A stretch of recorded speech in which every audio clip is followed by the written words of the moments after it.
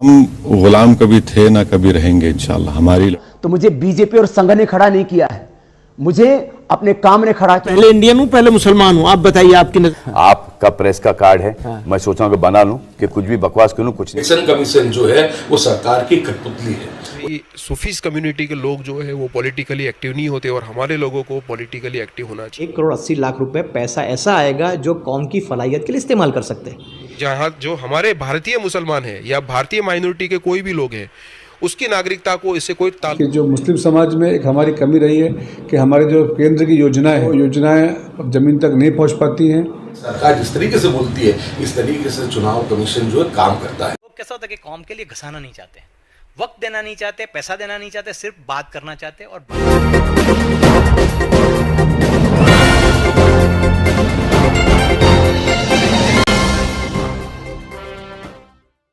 अस्सलाम वालेकुम दोस्तों, मैं हूं मदर शेख और आप देख रहे हैं अशरफी न्यूज़ का खुसूसी प्रोग्राम खास मुलाकात। तो दोस्तों, आज हमारे इस खुसूसी प्रोग्राम में हमारे खुसूसी मेहमान हैं जनाब दानिश भाई कुरैशी। दानिश भाई कुरैशी वो शख्सियत हैं जो मुस्लिम कम्युनिटी पे काफ़ी बाज नज़र रखे हुए हैं और ख़ासकर पॉलिटिक्स की बात की जाए तो उस पर भी इनका एनालिसिस जो है वो बहुत ही बेहतरीन है। तो आज हम इनसे बात करते हैं कौम के हालात के बारे में, मौजूदा हालात के बारे में, इस तरीके से कि आजकल देखा जाए तो मुस्लिम कौम जो है वो फ़िलहाल अपना रहनुमा चुनने में काफ़ी दिक्कत महसूस कर रही है, दिशाहीन। यानी उसे कुछ इस तरीके की दिशा नज़र नहीं आती कि हम क्या करें क्या ना करें। ऐसे हालात में हम ख़यालात जानेंगे दानिश भाई के। तो दानिश भाई, आपका इस्तकबाल है। बहुत शुक्रिया मदर साहब, आपका मुझे बात करने का मौका दिया, इसके लिए बहुत शुक्रिया। दानिश भाई, सबसे पहले मैं आपसे सवाल ये करूँगा कि जिस तरीके से आज़ादी के बाद से लेकर अब तक मुसलमानों के धीरे धीरे जो खस्ता हालात होते जा रहे हैं, इस पर आप क्या कहेंगे? देखिए मदर साहब, मैं एक बात कहना चाहूँगा कि देश का जो बंटवारा हुआ, जो तकसीम हुआ मुल्क में, और तब से लेके आज तक जो हालात हैं वो कम्युनिटी के, अगर कौम की बात की जाए तो कम्युनिटी के बहुत बुरे दिन हैं ये दिनों में। और बंटवारा जो हुआ था उसके पीछे की अगर आप पूरी राजनीति देखेंगे तो तब भी यही राजनीति थी कि मुसलमानों को पॉलिटिकली कैसे दबाया जाए। तारीख़ शायद है इस बात की, आप अगर तारीख़ पढ़ेंगे तो आप देखेंगे कि हिंदुस्तान में सबसे पहला सिंध प्रोविनेंस था जिसने पाकिस्तान बनाने के लिए रेजोल्यूशन पारित किया था। अपने आप में वो एक बड़ा प्रोविनेंस हुआ करता था और वहाँ भी जो सारी लड़ाई थी वो सत्ता की महामारी की थी और वही चल रहा था कि भाई कैसे सत्ता में आया जाए। और जब सत्ता में आने के लिए रास्ते में बैरिकेड्स बनाए गए तो फिर उसके बाद ये नई बात आई तकसीम की, और तकसीम के बाद हिंदुस्तान जिन्होंने तय किया था रहना मुल्क के तौर पर, उन्हें आज तक ज़िम्मेदार ठहराया जा रहा है। हालात इतने बुरे हुए कि जिसको अल्फाजों में बयान नहीं किया जा सकता। हमारा सेक्युलर डेमोक्रेटिक कंट्री था, मतलब सेक्युलर जो जमहूरियत थी हमारी, वो for the people and the people by the people थी। लेकिन अगर उसकी बात की जाए तो आज के दौर में तो for Adani and Ambani by Ambani हो गई है। और इसमें न सिर्फ मुसलमानों का बल्कि दलितों का, आदिवासियों का, इवन ओबीसीज़ का, कि जो बहुत बड़ा चंक है, 42% पॉपुलेशन है हमारे यहाँ इस मुल्क में ओबीसीज़ का, लेकिन ओबीसीज़ को भी जिस तरह से साइडलाइन कर रखा है मेन स्ट्रीम से, तो ये बहुत नाकाबिल बर्दाश्त है। हालात की अगर आप बात करें तो हमारे यहाँ पार्लियामेंट के अंदर में एंटी मुस्लिम लॉज रेजोल्यूट किए गए, जैसे जागीरदारी नाबूदी धारा, देवस्थानी नामी नाबूदी धारा, नवाबी नाबूदी धारा, आर्टिकल 341 पे रेजोल्यूशन के भाई इसका बेनिफिट जो है मुसलमानों को नहीं दिया जाएगा, जिनकी पुण्य भूमि, जिनकी कर्म भूमि भारत है उन्हीं को दिया जाएगा। तो इस तरीके की डिसइक्वालिटी करके, अनइक्वालिटी करके मुसलमानों को जिस तरह पॉलिटिकली बैकफुट पे डाला गया, डिमीन किया गया, ये सारी कॉन्स्पिरेसी उसी पे मद्देनजर, उसी का नतीजा है जो हमारे ये हालात हैं। अच्छा साहब, जिस तरीके से आपने बताया कि डाला गया, यहाँ पर एक चीज़ ये भी सवाल उठता है कि जिस तरीके से कांग्रेस काफ़ी सालों से थी और मुसलमानों का काफ़ी इसमें वर्चस्व भी रहा है, तो इसमें कांग्रेस के लीडरान जो हैं वो कितने ज़िम्मेदार हैं मुसलमानों को ये करने में, या मुस्लिम कम्युनिटी खुद कितनी ज़िम्मेदार है इस चीज़ के लिए कि जो अपने आप को इस पिछड़ेपन में धकेल रही है? देखिए, स्टेट स्पॉन्सर जब पॉलिटिकल डिस्क्रिमिनेशन होता है मदर साहब, तो जब रियासत खुद क्या बोलते हैं नाइंसाफ़ी पर आमादा हो जाती है तब हालात होते हैं। जैसे कि हम गुजरात की अगर बात करें तो आप देखिए गुजरात में हमारे यहाँ एक कम्युनिटी है जिसको हम पाटीदार कहते हैं। कांग्रेस और भाजपा के मिला के अनकरीब 52 MLAs हैं उनके। आबादी उनकी भी 12% है, आबादी मुसलमानों की भी 12% है। तो एक तरफ तो आपको 52 MLA मिलेंगे दोनों पार्टी के मिला के, दूसरी तरफ 3 भी मुकम्मल ठीक से नहीं है। तो ये जो डिस्क्रिमिनेशन जो है ना, ये स्टेट स्पॉन्सर डिस्क्रिमिनेशन है। जैसा कि मैंने बताया आपको पहले सवाल में कि किस तरीके से पार्लियामेंट से कानून बनाकर हमें पिछड़ा रखने की साजिश की गई। रिजर्वेशन का बेनिफिट नहीं दिया गया जो पसमानदा कौम थे। अगर एक नाई हिंदू है तो उसको रिजर्वेशन का बेनिफिट है, वही नाई मुसलमान है तो उसको रिजर्वेशन का बेनिफिट नहीं है। एक धोबी अगर हिंदू है तो उसको रिजर्वेशन का बेनिफिट है, वही धोबी मुसलमान है तो वो सिर्फ मुसलमान है इसलिए नहीं मिलेगा। तो अनइक्वालिटी का जो पैरामीटर जो बनाया था वो इसी शासन काल में बना। दूसरी बात हम करें कि अगर इस देश में कट्टरवादी संस्थाएं जो पली बड़ी हुई, जैसे कि हम संघ परिवार और उसकी भगिनी संस्थाओं की बात करें, RSS, VHP, बजरंग दल, हिंदू वाहिनी, हिंदू महासभा, ये सारी इन सो कॉल्ड सेक्युलर पार्टी के शासनकाल में ही बनी। अब आप सोचिए कि जब सत्ता में आप हैं और सत्ता की अनिच्छा के बिना, मतलब उसकी इच्छा के बिना क्या कोई पनप सकता है? नहीं पनप सकता। आज के हालात हाजरा की अगर हम बात करें तो अभी परसों मैंने सुना था कि यूपी में किसी एक संदिग्ध के पास से इस्लामिक साहित्य, तो इस्लामिक साहित्य में क्या मिला है भाई? उसके बैग से कुरान मिला है। मतलब कुरान होना भी एक तरीके का नैरेटिव बना दिया गया। तो मामले जो यहाँ के हालात के हैं और सो कॉल्ड सेक्युलर पार्टियों के हैं, तो सारी सेक्युलर पार्टियों ने मुसलमानों का राजनीतिक इस्तेमाल तो किया, लेकिन उनका एम्पावरमेंट जो होना चाहिए था, उनका जो स्टेक होना चाहिए था जमहूरियत में, डेमोक्रेसी में, हमारी आबादी का जो हिस्सा है जो हमें मिलना चाहिए। गुजरात की बात करें तो हमारा 12% हिस्सा है, तो अनकरीब 20-22 MLA होने चाहिए, जिसके बजाय 3 MLA हमें इस तरह खैरात में मिलते हैं कि भाई ये हम दे रहे हैं। इस देश में सबसे ज़्यादा सेक्युलर अगर कोई कम्युनिटी है तो वो मुसलमान है। आप देखिए कि उसने हमेशा से नाम ना देखा धर्म, ना देखी पार्टी, और उन्होंने वोट दिया। लेकिन हम यहाँ अगर बात करें ना सिर्फ गुजरात में, लेकिन गुजरात के बाहर भी किसी मेजॉरिटी, मैक्सिमम मेजॉरिटी इलाके से आप किसी माइनॉरिटी कैंडिडेट को खड़ा करके देख लीजिए, जो आपको वोट नहीं मिलेंगे। तो ये जो नैरेटिव, मतलब कम्युनलाइजेशन ऑफ नेशन जो हुआ है, ये इन्हीं सो कॉल्ड शासन का पार्टियों के दौरान हुआ है। 10,000 से ज़्यादा दंगे हुए हैं इस मुल्क में। 10,000 से ज़्यादा दंगों में आप देखेंगे तो पुलिस फायरिंग में किन की मौत है? तो मुसलमानों की है। आरोपी कौन है? तो मुसलमान है। लुटा कौन है? तो मुसलमान है। पिटा कौन है? तो मुसलमान है। इज्जत व अजमत किसकी गई है? तो मुसलमान की। मतलब हर तरफ से सियासी तौर पे जो जुल्म किया गया वो मुसलमानों पे किया गया, और आज भी 24 घंटे जो सियासत होती है वो मुसलमानों पे होती है। केंद्र शासित अभी जो सरकारें हैं वो रोज़ नया एक शगुफा ले आती है, कभी 3 तलाक के नाम से, कभी लव जिहाद के नाम से, कभी डिस्टर्ब एरिया के नाम से, कभी कुछ। मतलब सेंट्रलाइज जो है पॉलिटिक्स सिस्टम का वो मुसलमान। और स्टेट जब डिस्क्रिमिनेशन पेनिट्रेट करता है ना, तब कम्युनिटीज़ के अंदर में लीडरशिप का अभाव पैदा करता है। वही आप देखिए कि कितना सेग्रीगेट किया उन्होंने, जो कि भारतीय जनता पार्टी और संघ परिवार और so called secular party segregation करने में तो माहिर ही हैं।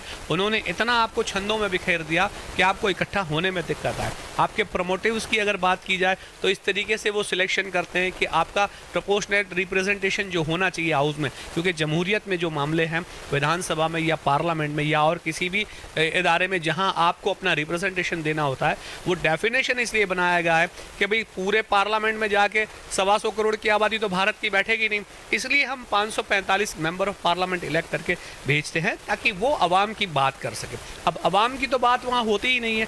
डेमोक्रेसी जब हमारे यहाँ अडॉप्ट करने की बात चल रही थी तब ये कहा गया था कि हम जमहूरियत लाना चाहते हैं जो लोगों की बात सुनेगी। कुछ करने से पहले लोगों से राय मशवरा किया जाएगा कि आपकी ज़रूरतें क्या हैं, क्या प्रायोरिटीज़ हैं। उन प्रायोरिटीज़ को हम स्लैब में बनाएंगे कि नंबर 1 प्रायोरिटी ये है कि भाई जीने के लिए जो एसेंशियल चीज़ें, नल, पानी, गटर, जो चीज़ें वो, उसके बाद नंबर 2, उसके बाद नंबर 3।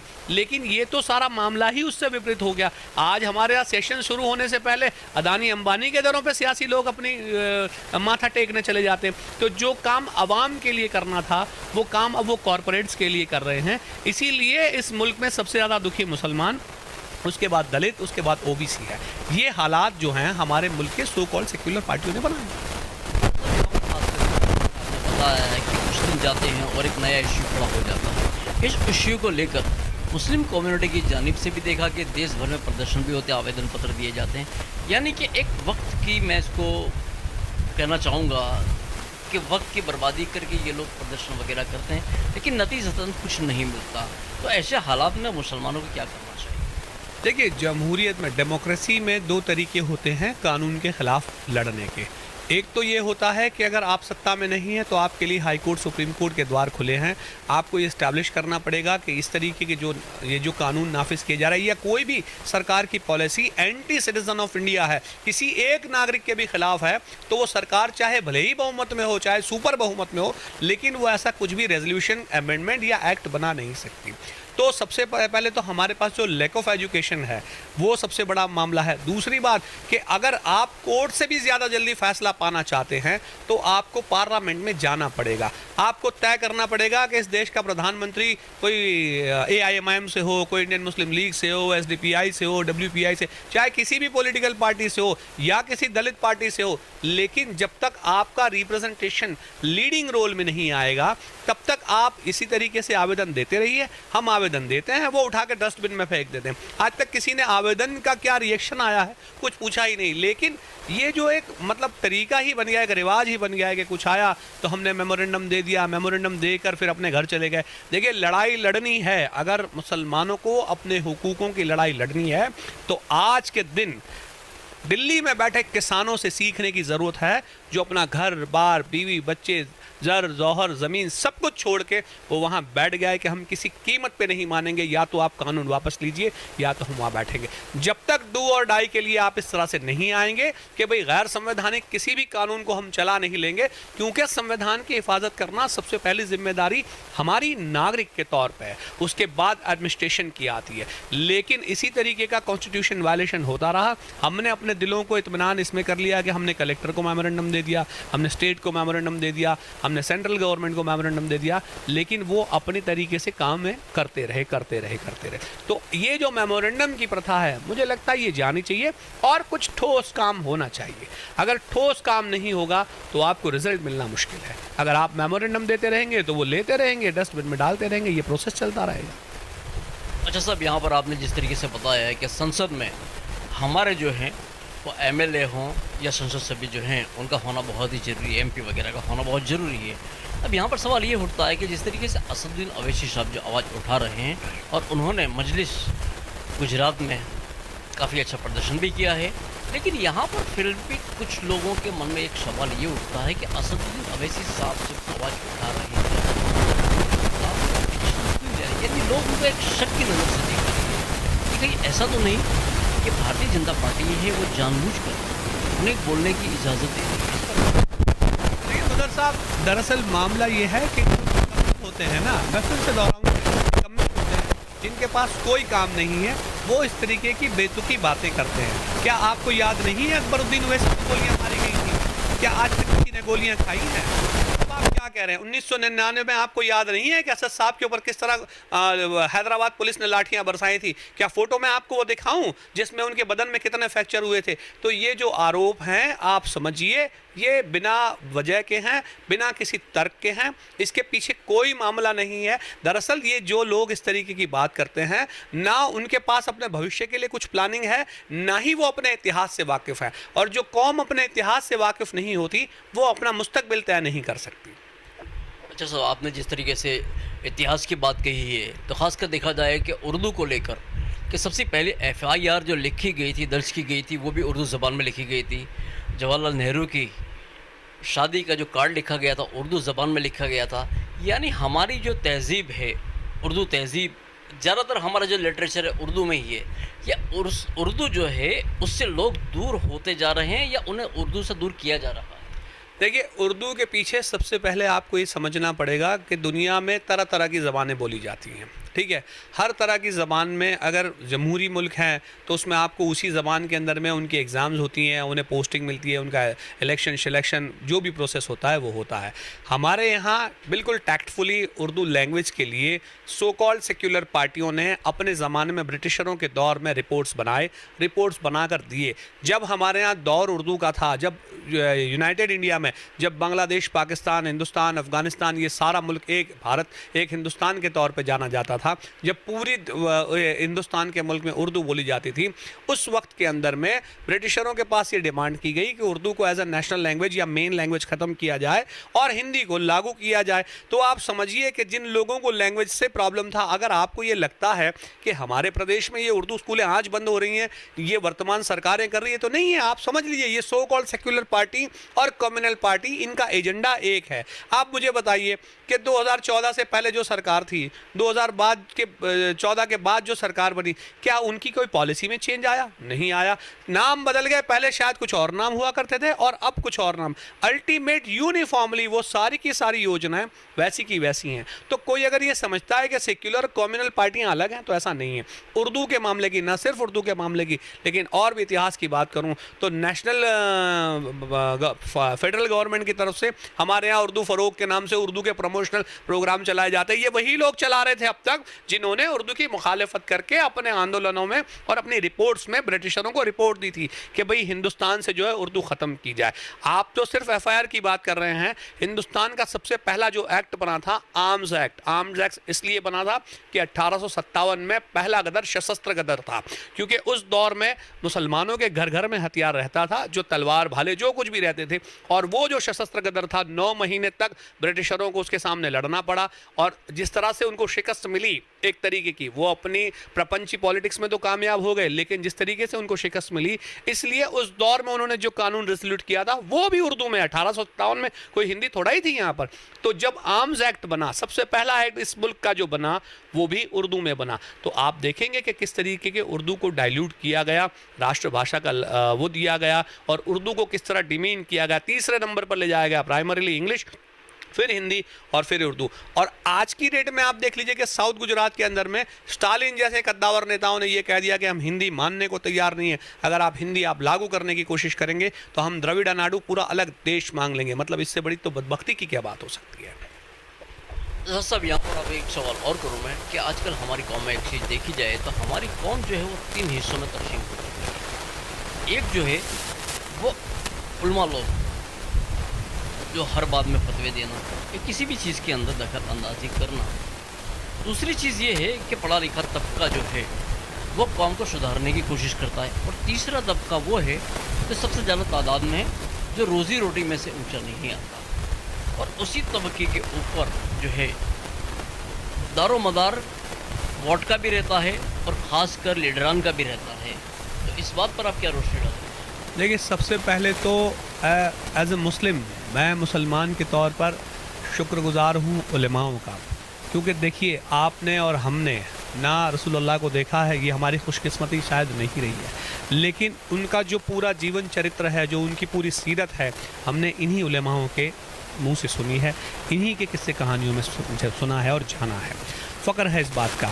रह गई बात उलमाओं की ज़िम्मेदारी की, तो उलमाओं की ज़िम्मेदारी जिस दौर से वो गुज़र रहे हैं, उसके बाद वो अपनी जान जोखिम में डालकर बिल्कुल कम से कम जो भी मतलब उनके पास संसाधन है उसका इस्तेमाल कर कर भी उन्होंने मेंटेन किया है।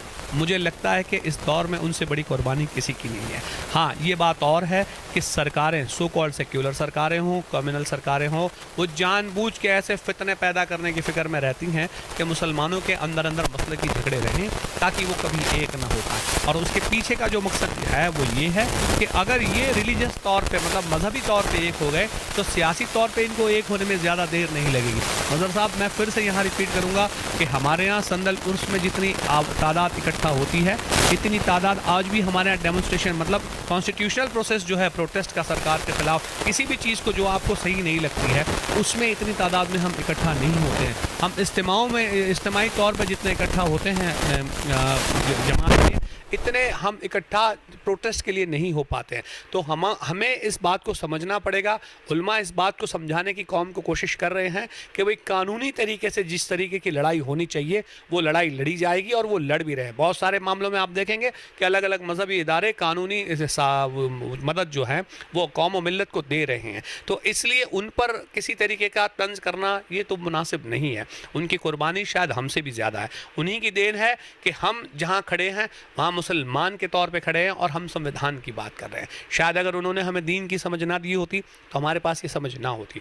दूसरी बात आपने की कि वो नौजवान जो बेचारा रोज़मर्रा की ज़िंदगी में बिल्कुल लिप्त है, तो देखिए मुसलमानों को जानबूझकर गरीब रखने की जो पूरी सियासत है उसको आपको समझनी पड़ेगी। हमारा राजनीतिक इस्तेमाल किस तरीके से होता है, मैं बहुत खुल के कहना चाहूँगा कि इलेक्शन के दिनों में जिस तरीके से लोगों का इस्तेमाल हो जाता है छोटी छोटी चीज़ों में, चमाने के पैकेट में या और किसी में बिरयानी में जो मामले बनते हैं, ये हमारा मुस्तकबिल तय करते हैं। और इनको इस तरीके से ले लिया गया है बहुत आसानी से कि चुनाव के तौर पे उसका इस्तेमाल करना और उनको इस्तेमाल करके फिर निकाल के फेंक देना।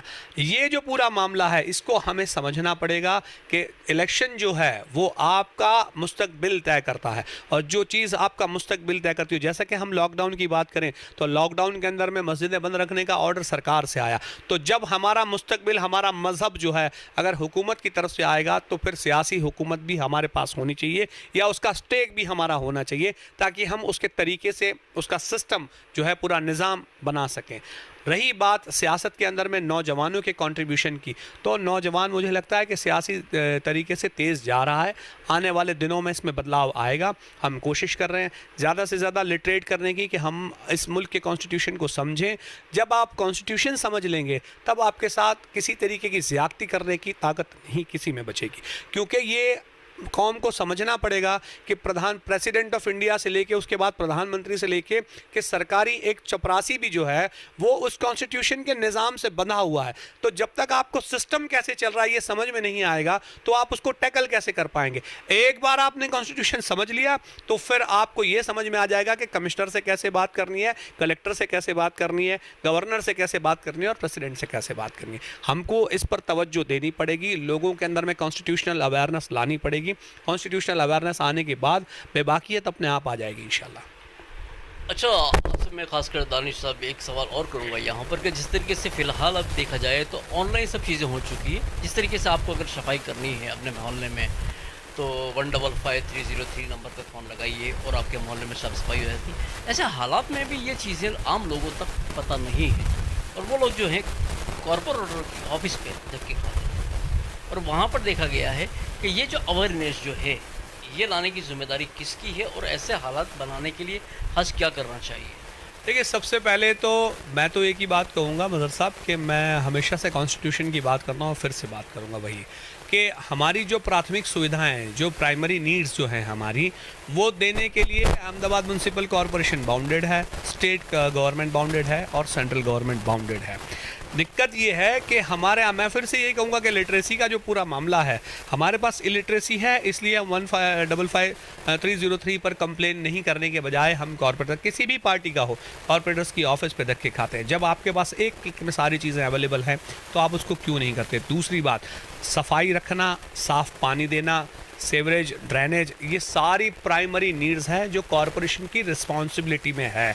लेकिन हमारे यहाँ हो ये रहा है कि प्रशासन आप पर इस तरह काम करने, इस तरह जताता है जैसे वो काम करके आप पे एहसान कर रहा है। तो आपको ये समझ में आना चाहिए कि अगर आपके यहाँ सड़क टूटी हुई है तो आप कॉरपोरेशन से जाके न सिर्फ उसकी कंप्लेन कीजिए लेकिन उससे जो दिक्कतें आई हैं उसका एक बार मुआवजा भी मांगिए, क्योंकि ये कॉन्स्टिट्यूशनल स्कोप्स हैं उसके, लीगल स्कोप्स हैं उसके, उसमें जगह है इसकी। तो जब तक आपको ये समझ में नहीं आएगा तब तक आपको यही लगेगा कि ये जो रियायतें हैं ये अहमदाबाद म्यूनसिपल कॉरपोरेशन की देन है या किसी कॉरपोरेटर की देन है। मैं समझता हूँ कि कॉरपोरेटर्स हों या एमएलए हों या एमपी हों, ये अगर कोई कॉरपोरेटर है तो वो कॉरपोरेशन में बैठ के शहर की पॉलिसी बनाने के लिए जिम्मेदार व्यक्ति है। आपकी कंप्लेंट कोई बहुत ज़्यादा लिटरेट नहीं है, वो जाकर कर देता है तो और बात है, लेकिन ये जो प्राइमरी चीज़ें हैं ये तुमको हमको समझने की ज़रूरत है और उन्हें परेशान ना करके कोशिश ये होनी चाहिए कि अगर अहमदाबाद म्यूनसिपल कॉरपोरेशन जैसा मेट्रो सिटी, गुजरात की एक मेट्रो सिटी है जिसका अमूमन 10,000 करोड़ का बजट है, मतलब एक इलाके के अंदर में, मैं फिर से रिपीट करूँगा कि आप खड़ा हो जाता है 200 से 500 करोड़ रुपये का बजट सालाना, लेकिन आपको देखने को सिर्फ ये मिलता है कि किसी कॉर्पोरेटर का पर्सनल बजट 25 लाख का, वो बोर्ड लगा दिया, किसी ने बेंच दे दिया, किसी ने ट्री गार्ड लगा दिया, तो इस तरह करके वो ख़त्म कर देते हैं। होता ये है कि डेवलपमेंट के लिए शासन में बैठे जो लोग हैं वो उनका जहां इन्वेस्टमेंट होता है वहां चीज़ें ले जाते हैं। तो मेरी आवाम से गुजारिश है कि आप कॉरपोरेटर्स को, अपने इलाके के कॉरपोरेटर्स को थोड़ा सा फ्री करें और मदद करें उनको जनरल बजट अपने इलाकों में ला के देने के लिए। क्योंकि आप सोचिए कि 10,000 करोड़ का बजट, सालाना बजट कॉरपोरेशन का 1 साल का है, तो 5 साल में कितना हो गया? ये 50,000 करोड़ का बजट। 50,000 करोड़ मतलब अमूमन 5 साल में 1,000 करोड़ एक वार्ड में खर्च होने चाहिए। अगर 1,000 करोड़ रुपए आपके वार्ड में, आपके इलाके में खर्च हो गए तो हमारी कंपैरिजन न्यूयॉर्क या शंघाई से कम नहीं हो जाएगी। लेकिन ये इतनी चालाकी से सारा खेल करते हैं कि बेचारे कॉरपोरेटर तो अपनी जगह पर अपने अवाम के बीच में झुलसे हुए रह जाते हैं और ये सारा कटकी करके जिस तरीके से नुकसान पहुंचाते हैं जिसकी कि कोई इंतहा नहीं है। तो कोशिश ये कीजिए आप कि आप अपने इलाके के रिप्रेजेंटेटिव को सपोर्ट कीजिए ताकि वो आपका हिस्सा जो है, आपके इलाके का जो हिस्सा है वो सरकार से खींच के ला सके जो आपके डेवलपमेंट के लिए काम करेगी। साहब यहाँ पर खासकर कौम के ताल्लुक से मैं आपको एक ये भी सवाल करूँगा कि आसान धारा जो लाया गया है इसमें मुसलमानों के लिए ज़मीन है। सवाल है 2018 में मैंने चैलेंज किया था गुजरात हाई कोर्ट में, जो मैटर आज भी पेंडिंग है और इंशाल्लाह हमें उम्मीद है कि हम उसमें फतह हासिल करेंगे। सबसे पहली बात यह है कि डिस्टर्ब्ड एरिया एक्ट जो है वो एंटी कॉन्स्टिट्यूशनल है। हमारे बंधारण का जो स्लोगन है, अगर वो बात करें किसी भी नागरिक का फंडामेंटल जो राइट है वो ये है कि भारत में पैदा हुआ नागरिक हिंदुस्तान के किसी भी कोने में ज़मीन खरीद सकता है, मकान खरीद सकता है, दुकान खरीद सकता है, बेच सकता है। जब ये हक हमें कॉन्स्टिट्यूशन ने दे रखा है तो स्टेट के पास या कलेक्टर के पास या किसी के पास ये पावर्स ही नहीं है कि उसको डाइल्यूट कर सके। लेकिन यहाँ जो मिली जुली राजनीति गुजरात में चल रही है जिसके कारण 1991 से मुसलसल 30 साल से ज़्यादा वक्त हो गया, जाहिद वक्त हो गया, अभी तक ये लागू है और इसमें इजाफा ही हुआ है। मेरा तो ये मानना है कि ये एक तरीके का डिजिटल कर्फ्यू है जो 1991 में लगा था। पहले अहमदाबाद के छोटे से इलाके में लगा था, आज 7 डिस्ट्रिक्ट्स में फैल चुका है। डिस्टर्ब एरिया एक्ट लगाने के पीछे जो मोटिव है वो ना हिंदुओं को सुरक्षित करने का मोटिव है ना मुसलमानों को। दरअसल वो जो मोटिव है वो एक कॉमन मोटिव है सो कॉल्ड सेक्युलर पार्टी का भी और सो कॉल्ड कम्युनल पार्टी का भी, कि मुसलमानों को पॉलिटिकली कंट्रोल कैसे किया जा सके और उसी लिए ये पूरा डिस्टर्ब एरिया एक्ट का ड्रामा बना के इन्होंने लागू कर रखा है। दूसरी बात कि जैसा कि आपने कहा कि भाई ज़मीनों के ऊपर गैर कानूनी अवैध निर्माण करके जो घर और मकान और दुकान बेच के चले जाते हैं उसके बाद लोगों को परेशानी हुई है। बदर साहब मैं फिर से वही रिपीट करूँगा कि हमें कौम को लिटरेट करना पड़ेगा। हो ये रहा है कि हम लाखों रुपया उस आदमी के हाथ में दे देते हैं जिसको हम जानते भी नहीं है, जिसके पास पूरे डॉक्यूमेंट नहीं है, ना ज़मीन के ना मकान के, किसी चीज़ के। आपको ये करना पड़ेगा कि आप एक 2-3 हज़ार रुपये का वकील हायर करें जिसको जाके आप अपने कागज़ दिखाएं कि भाई ये जगह ये मकान हम खरीद रहे हैं। हम वकील के 2-4-5 हज़ार रुपये बचाने के चक्कर में हम हमारे लाखों रुपए खतरे में डाल देते हैं और ये जो भूमाफिया हैं ये गैर कानूनी कंस्ट्रक्शन करके ये आपको कैसे भी मतलब चूना लगा के आपसे पैसा ले जाते हैं। आप ज़िंदगी की जमा पूंजी लगा कर एक मकान खरीदते हैं और वो अवैध निकलता है। और जब राजनीति शुरू होती है, देखिए मैं इसीलिए कह रहा हूँ कि राजनीति शुरू होती है, शहर में बहुत सारे इलाके मतलब अमूमन 38% जो कंस्ट्रक्शन है वो इलीगल है, लेकिन नज़र सिर्फ जहांपुरा में आता है, नज़र सिर्फ फतेहवाड़ी में आता है, नज़र सिर्फ वटवा में आता है। तो ये जो सिलेक्टेड डोमिनेंस जो है यहाँ का जो पूरा मामला है, तो आपको ये समझना पड़ेगा कि जब हम 2-3 हज़ार रुपये वकील के बचाते हैं ना, तब हम अपने 2-5-10 लाख रुपए खतरे में डालते हैं। आप जाइए कागजात लेकर अपने एडवोकेट के पास जाइए और पॉसिबल हो तब तक सारे लीगल प्रोसीडिंग्स कंप्लीट करने के बाद ही आप अपना ज़मीन मकान दुकान खरीदिए। 2 साल 5 साल देर से खरीदिए, लेकिन जब तक अगर वैध दस्तावेज नहीं है उसके, तब तक आप इस तरीके की मिल्कत से बचने से बचिए, वरना वो आपको बहुत बड़ा नुकसान देगी।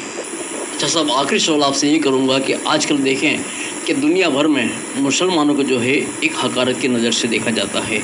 इसी तरीके से आप हमारी कौम के नौजवानों को, लोगों को ऐसा क्या संदेशा देना चाहेंगे कि वो एक प्लेटफॉर्म पे आने की कोशिश करें? देखिए सबसे बड़ा एग्जाम्पल जो है रिसेंटली BBC न्यूज़ ने एक खबर छापी है कि भाई हिंदुस्तान का जो क्या बोलते हैं विदेशी मंत्रालय जो है, विदेश मंत्रालय, उसने चुपचाप तालिबानों के साथ में मीटिंगों का दौर शुरू किया। ये वही तालिबान है, किसी दौर में इन्हें बहुत ज़बरदस्त आतंकवादी कहा जाता था।